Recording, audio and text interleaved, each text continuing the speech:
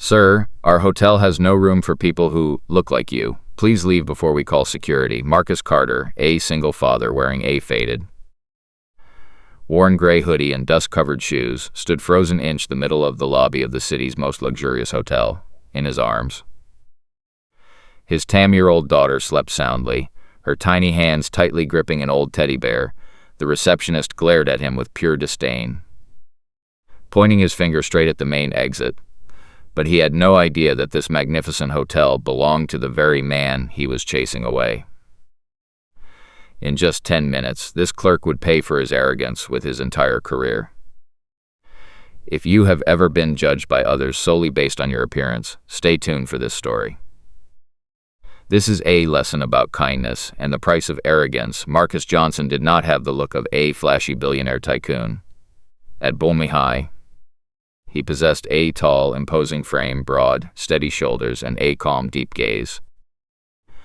The kind of look found only in those who have weathered life's storms to build an empire with their own two hands. Marcus was the founder, the sole owner of Johnson Hospitality Group, a multi-billion-dollar luxury hotel and resort conglomerate. But to Marcus, this hotel chain wasn't merely numbers on the stock market or towering skyscrapers of glass and steel. It was the embodiment of a promise, a legacy he swore to protect with his honor.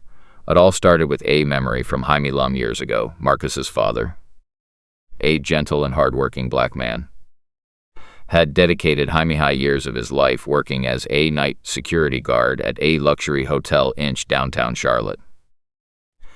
Marcus still vividly remembered the early mornings when his father would return home, the elbows of his uniform worn thin, his face deeply lined with fatigue, followed by a suffocating, drawn-out silence at the dinner table. He wasn't angry, he was just exhausted. An exhaustion born not from physical labor, but from enduring the invisible contempt of wealthy patrons who looked right through him as if he were nothing but a blank wall. Before closing his eyes for the last time, his father told him something Marcus would forever engrave in his heart. The way a place treats the people it thinks don't matter will tell you everything you need to know about its true nature. It's not about how they try to impress the rich, but how they treat the ones they think they have the right to ignore. That very quote shaped Johnson Hospitality Group. Marcus built his first hotel on one core philosophy.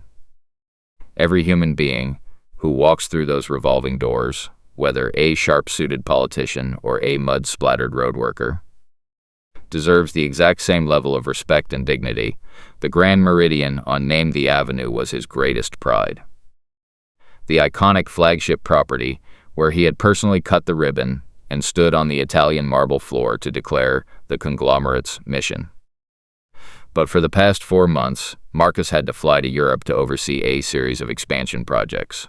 Throughout that time, he never once returned to the Grand Meridian, nor did he call ahead to notify management. This was a deliberate choice. Marcus had an ingrained habit. He preferred to visit his properties completely incognito. Tonight, he showed up in a simple charcoal gray hoodie, dark jeans faded at the knees, and a pair of unbranded sneakers. No expensive watch, no luxury car, no accompanying assistant, and not a single high-end suitcase to announce his wealth to the world. Marcus understood that this was the most honest, raw way to see what truly went on inside his building, once the masks of performing for the boss were stripped away.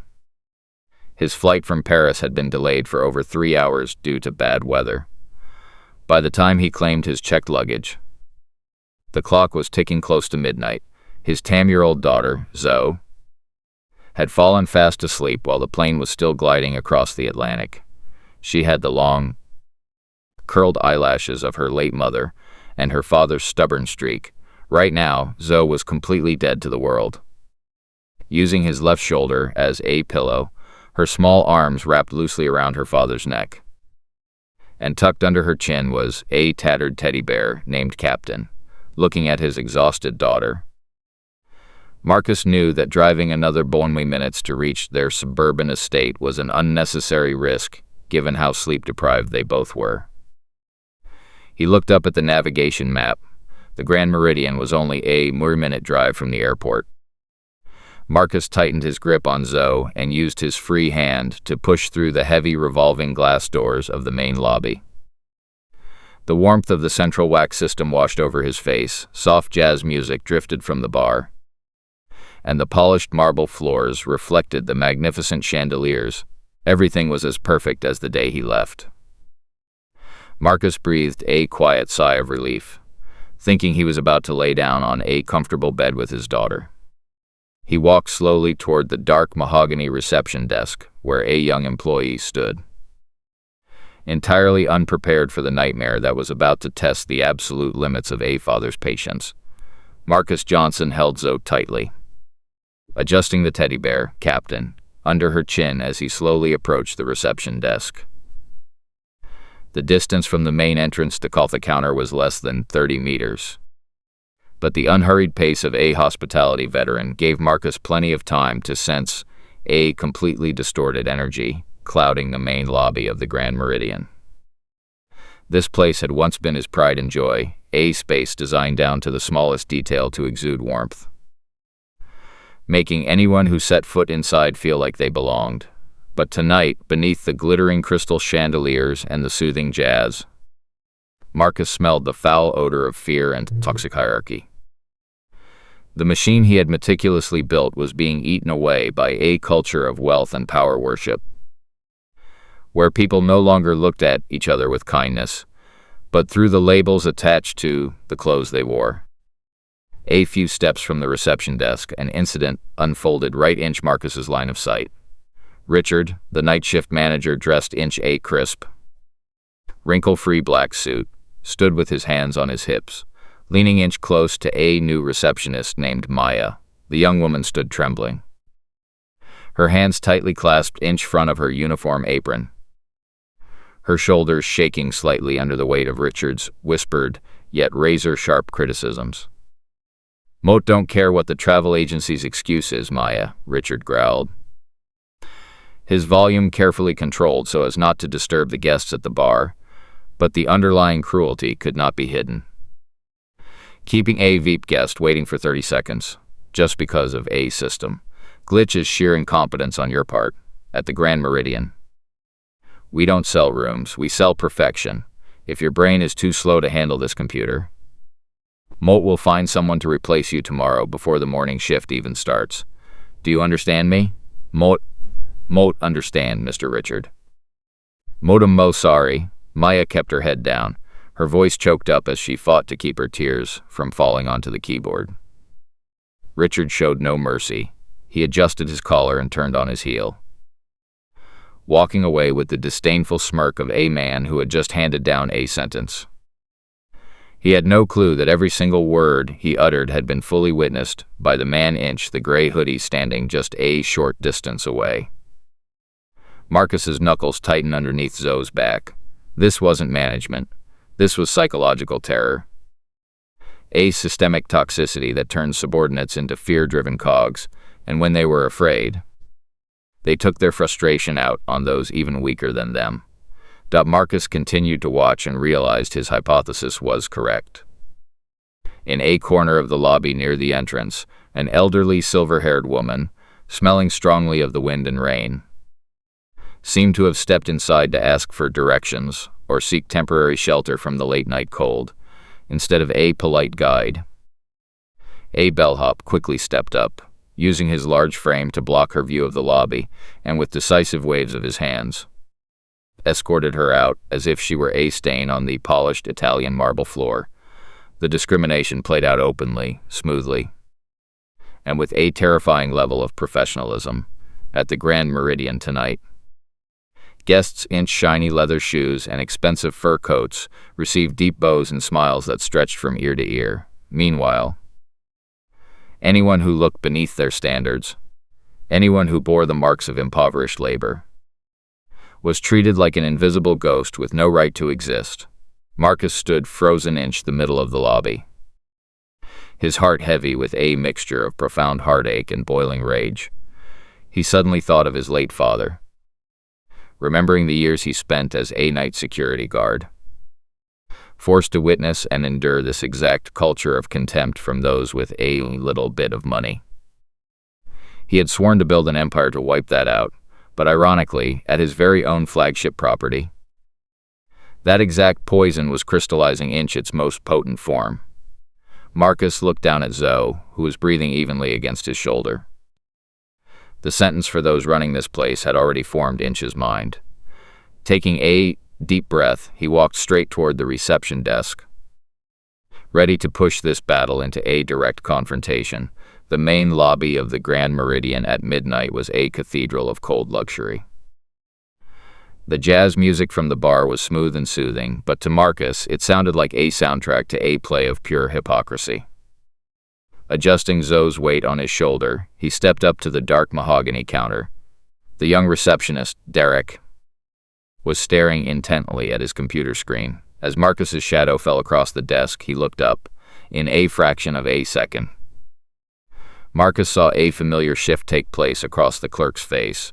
His eyebrows knit slightly, his eyes quickly darting from the faded, worn gray hoodie down to the knees of his frayed jeans, before settling on the teddy bear, Captain, wedged under Zoe's chin.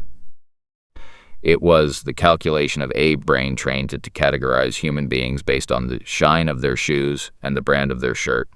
"Good evening," Marcus said, his voice deep and steady, trying to keep his chest from moving too much so he wouldn't wake his daughter. "Moat need a single room for tonight, 2 guests, nothing fancy, just a bed." Derek didn't even touch the keyboard. He stood up straight, interlacing his fingers on the wooden counter, forcing a mechanical smile while his eyes remained completely icy. He leaned forward slightly, just enough to establish an air of authority, and spoke in a carefully modulated tone, low enough to avoid a public scene, yet loud enough for the woman sitting at a nearby cocktail table to hear. "Sir, I'm afraid this isn't the kind of hotel where you can just walk off the street and demand a room." The words hung the air, carrying a sophisticated insult. It wasn't a crude rejection, but a declaration that Marcus did not belong in this world. Marcus didn't blink. He looked straight at the polished brass name tag on the receptionist's chest. "Moat am asking to rent an available room. That's all." "We are entirely booked, sir. There are absolutely no vacancies," Derek replied, his voice as smooth as a programmed machine. "Moat suggests you look for some budget motels a few blocks west of here. They might have options more suited to your needs." Right then, the hotel's revolving doors pushed open. A couple walked in. The man wore a premium linen blazer. The woman wore a fur coat that cost as much as a factory worker's annual salary. They walked with the confidence of people who took for granted that the world always had a place for them. "Good evening, Derek," the man said. "We didn't get a chance to book ahead. Our flight from Chicago was delayed.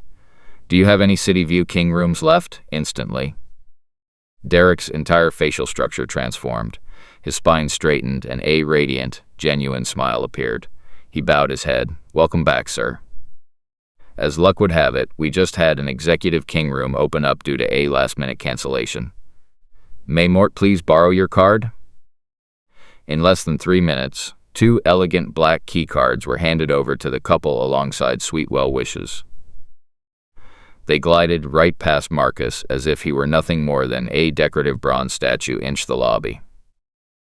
Marcus witnessed the entire exchange from start to finish, not missing a single detail. He didn't lose his temper or raise his voice. But deep within his veins, an icy current was flowing. This injustice wasn't just an operational error. It was a direct insult to the name Johnson engraved on the wall behind the counter. Zoe stirred slightly on his shoulder, her voice faint and half asleep. "Daddy, can we sleep yet? Mo so tired." Marcus tightened his embrace, pressing her head close to his neck, gently kissing her fine hair. "Just a little longer, my princess. Daddy is handling it." He turned back to look at Derek, his gaze now so cold that the receptionist instinctively took half a step back. "Moat want to see your shift manager right now." Derek pressed his lips together, his annoyance clear. He picked up the house phone and spoke a few brief words. 2 minutes later, Richard, the manager who had just berated Maya, strode out. He had already been briefed by Derek over the phone, so he didn't come with an open mind. He came with a rock-solid prejudice. Richard stood beside Derek, forming a wall of navy uniforms opposite a black father in a gray hoodie. "Sir, mote am Richard, the night manager," he said, his voice dripping with condescension, masked under a thin layer of politeness. "My staff has made it very clear, we have no vacancies. Your continued presence here and the pressure you are putting on my staff is unacceptable. Mote must ask you to leave the lobby immediately." "Mote want an explanation," Marcus said, his voice still as a lake before a storm. "Why did the two guests who just arrived without a reservation get a room immediately, while Mote did not?" Richard sneered. A smirk, containing all the arrogance of a man who believed he held the power of life and death in this space. He looked down at Marcus's hoodie, then over at the child clutching the tattered teddy bear. "My staff has the right to use their professional judgment to select clients who fit the image and standards of the Grand Meridian," Richard growled, stepping a bit closer, intentionally letting his voice carry across the lobby. "To put it bluntly, we do not accommodate people who look like they can't even afford breakfast here. You are disturbing our valued guests. If you don't walk out those doors within 1 minute, Mote will have security throw you and your kid into the dumpster behind the building, nearby." Maya stood frozen at the corner of the counter, her hands gripping her apron, her eyes red as she watched Marcus inch utter helplessness. A few patrons at the bar had already pulled out their phones, silently recording the scene of a poor black man being publicly humiliated inside a 5-star hotel. The humiliation had reached its peak. Richard and Derek stood there, chins held high, waiting for submission or a futile outburst from the poor man in front of them. They had no idea they had just personally signed the death warrant for their own careers. And the man in the hoodie was counting down the seconds before toppling their entire little kingdom. The greatest cruelty of those who hold a little power is not that they trample on others, but that they treat that trampling as a trophy to applaud themselves for. To Richard and Derek, driving away a black father in a worn gray hoodie left absolutely no ripple in their conscience. It was like brushing a speck of mud off a polished leather shoe, a mere act of cleaning the luxurious space of the Grand Meridian. The moment Marcus's silhouette vanished behind the revolving doors, the tense atmosphere at the reception desk dissolved instantly, replaced by a shameless sense of triumph. Richard stood tall, adjusting his crisp vest, his face turned upward with pure smugness. He looked over at Derek, giving a slight nod of approval as if they had just accomplished a grand mission together. "Good job, Derek." Richard smirked, his voice dripping with condescension as it echoed through the lobby. "You showed exactly what it means to have the discerning eye of a Grand Meridian employee. Letting those kinds of people loiter around here only filths up the marble floors and makes our million-dollar guests uncomfortable. This hotel isn't a charity." Derek smiled sycophantically, squaring his shoulders a bit higher, basking in the approval of his superior. "Thank you, Mr. Richard." Mote was only thinking about the hotel's image. He and that kid with the ragged teddy bear looked like an insult to this $100,000 crystal chandelier. Richard let out a scoff, pacing leisurely around the mahogany counter. He walked up to the small glass cabinet behind the desk, where premium bottles of alcohol, reserved exclusively for global executive events, were kept. He casually pulled out a bottle of Dom Perignon champagne and 2 gold-rimmed crystal flutes. The pop of the cork rang out crisply, and the sparkling gold like liquid poured into the glasses under the magnificent chandeliers. Richard pushed a glass toward Derek and raised his own, his eyes reflecting an intense, unchecked ambition. "Let's toast to a perfect shift," Richard said, his voice intoxicated by the wine and his own self-satisfaction. "Do you know what tomorrow is? Tomorrow, Thomas Webb, the CEO of the corporation, is coming down here to inspect the revenue reports and approve the promotion list. with the cost-cutting operational profit numbers we've prepared, along with maintaining the absolute purity of the hotel lobby tonight. The regional managing director chair will undoubtedly be mine. Richard took a sip of the expensive wine, his gaze drifting through the floor-to-ceiling glass windows down to the traffic on Numpty Avenue, looking as small as ants. He felt like he was standing on top of the world, an uncrowned king ruling this sanctuary of luxury. He recalled Marcus's strangely calm gaze before leaving and let out a mocking remark. Who did that old man think he was anyway? Demanding to write down my name and title. What can a dirt poor guy with a pathetic daughter even do? Even buying a breakfast here is a far-fetched dream for them. God divided the classes very clearly, and our position is right here at the top, looking down and controlling them. Derek nodded inch agreement, raising his glass inch return at the other end of the counter. Maya quietly wiped her computer, her eyes still nervously darting toward the revolving doors. A suppressed fury rising inch her chest at the boundless arrogance of her two colleagues. Richard Drake was completely absorbed inch his illusion of a glorious future, where he would climb even higher up the ladder of power within the Johnson Hospitality Group. He had absolutely no clue that the black man he had just chased out to the dumpsters, the man he had humiliated inch front of an innocent child, was the very person who signed the appointment decrees for every single position inch this conglomerate, and up on the Bolmilum the floor. The guillotine of justice had already begun to be sharpened at, waiting only for him to step inch to deliver the fateful cut. Less than 15 minutes after the incident inch the lobby, the quiet space of the Grand Meridian was suddenly torn apart by an emergency summons. The entire night management team, the security chief, and the lobby staff were ordered to report immediately to the grand conference room on the penthouse floor. Richard Drake walked into the room with unshakable confidence. He adjusted his silk tie, holding his leather revenue file inch one hand, while the other still carried the faint, crisp scent of the expensive champagne he had just finished. He thought this was the perfect moment to present the ruthless personnel optimization plan he had meticulously prepared for G.O. Thomas's Webb, who wasn't supposed to arrive until tomorrow morning. Everyone take your seats, Richard ordered, motioning for Derek and the security team to stand to the side. He pulled out the calfskin leather chair at the head of the table, preparing to take the executive seat. The CAO must have caught an early flight. This is our chance to show him what a perfect and lean Grand Meridian looks like. But just as his hand touched the edge of the chair, the heavy double oak doors of the meeting room burst open once again. A sudden wave of invisible pressure rushed into the room, causing the dozen people inside to instinctively shiver. The first to enter was Thomas Webb, the illustrious, silver-haired CEO of Johnson Hospitality Group, the powerful man who always appeared before the media looking polished and flawless. Tonight hadn't even finished buttoning his wool overcoat, his eyes reflecting sheer panic as beads of sweat rolled down his temples. But what made Richard and Derek freeze inch their tracks, causing their hearts to skip a beat, was not the arrival of the CAO. It was the man walking right beside him.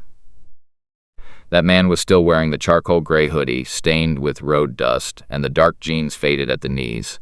In his arms, 10-year-old Zoe still rested her head against her father's steady shoulder, her eyes now wide open, clear and calm, as she tightly clutched her tattered teddy bear, Captain. A horrifying contrast played out across the room.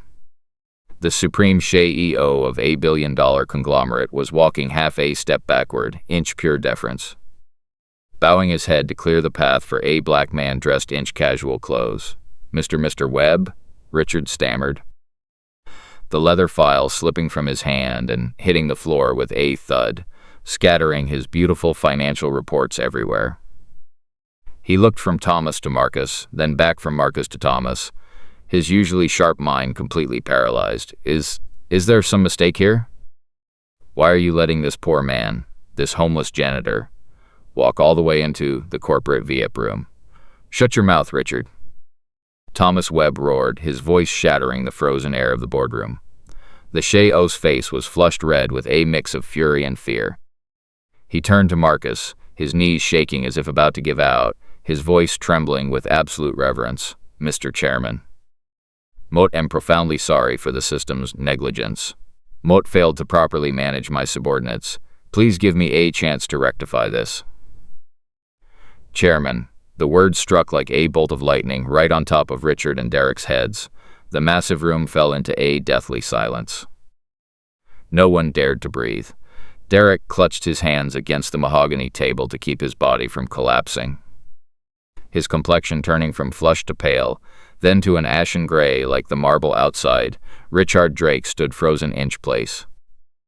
His little kingdom, the regional managing director chair, the sparkling champagne, and all his illusions of high society shattered into thousands of sharp shards, inch a fraction of a second, piercing straight into his arrogance.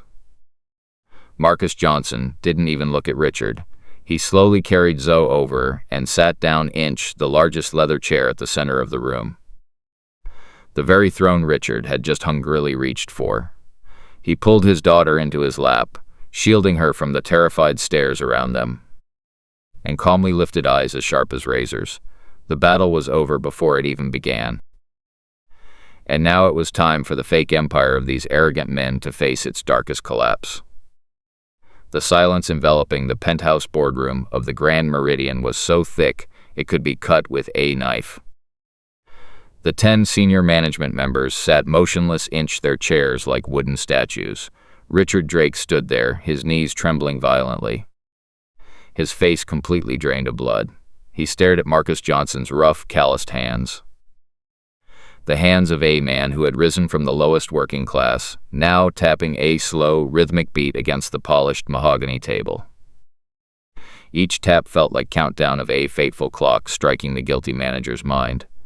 Marcus didn't even raise his voice. He gently held Zoe close, letting the teddy bear captain rest against his chest, and lifted eyes as calm as an abyss to look straight at the 2 men trembling before him. "You were right about one thing, Richard," Marcus spoke, his tone deep and warm, but carrying the weight of a massive mountain. "The classes inch this society are indeed divided very clearly.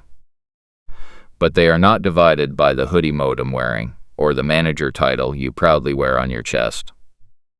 They are divided by a person's kindness and character. Chairman, please, sir." Derek, the young receptionist, unable to take the pressure, sank to his knees on the carpeted floor, tears of humiliation and regret pouring down his face.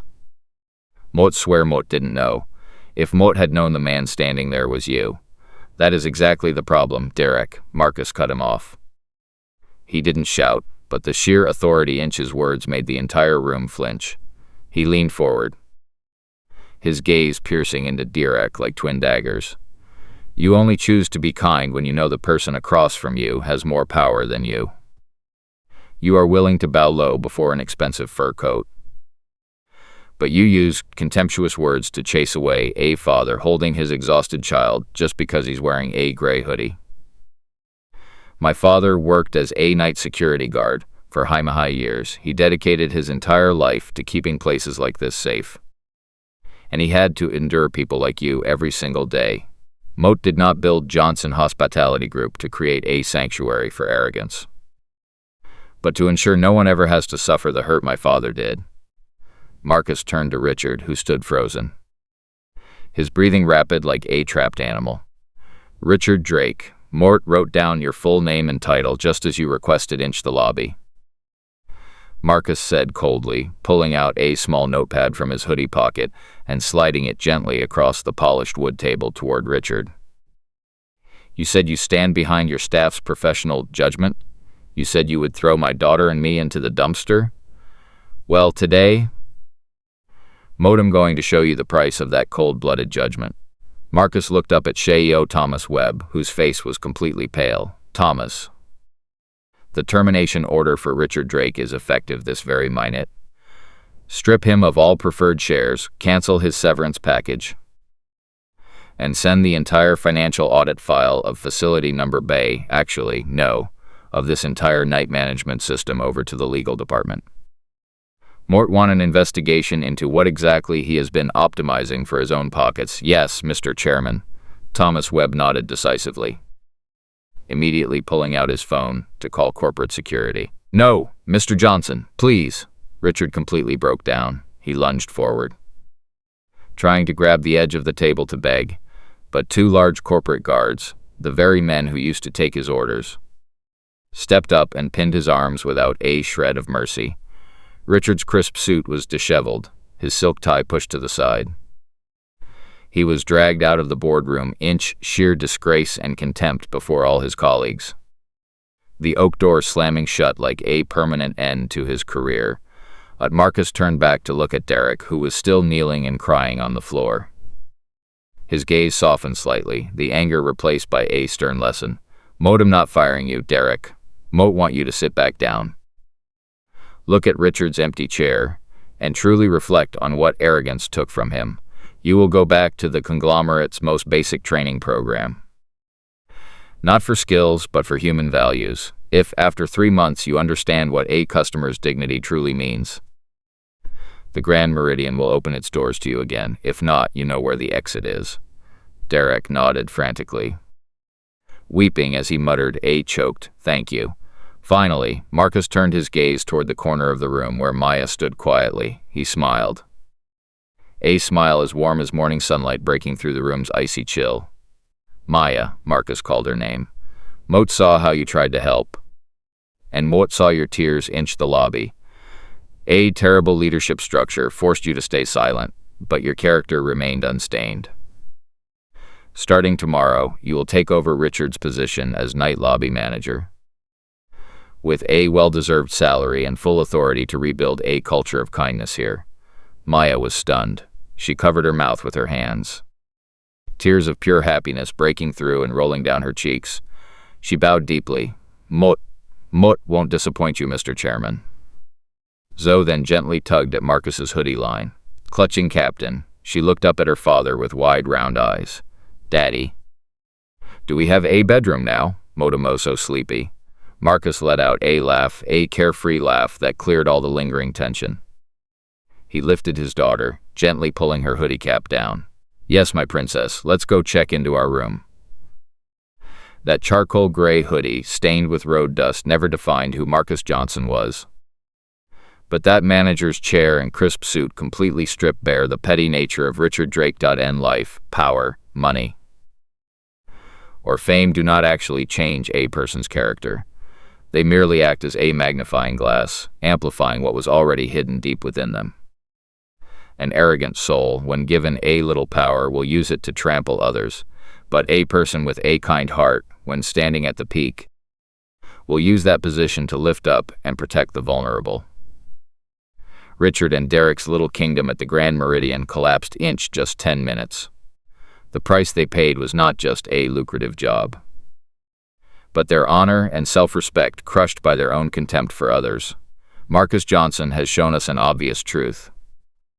Kindness is the ultimate standard of luxury, and no business can stand firm if its foundation is built on discrimination and fear.